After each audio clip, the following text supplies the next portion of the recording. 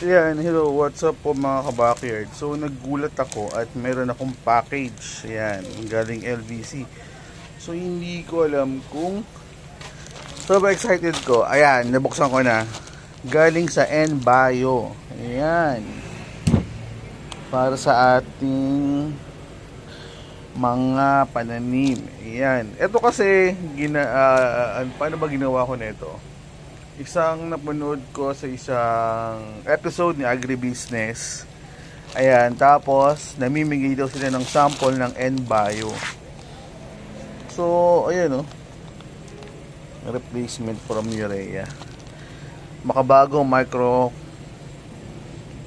fertilizer. So, ito is gagamitin namin sa aming mga tanim na gulay sa taas. So, ayun. Nagulat lang ako kasi may nag-notify sa akin na LBC. Sabi ko, wala naman ako expected delivery. So, ayun. Meron pala. Galing palang N-Bio. So, salamat po sa N-Bio. Nabasa nyo po yung aking info na nagre-request ng sample. Ayan. Sa mga gustong magbigay po ng sample, open po yung aming farm, yung page po namin. Salamat po. At i-update namin kayo kung paano namin nagamit to. At ayan, pwede ito sa corn,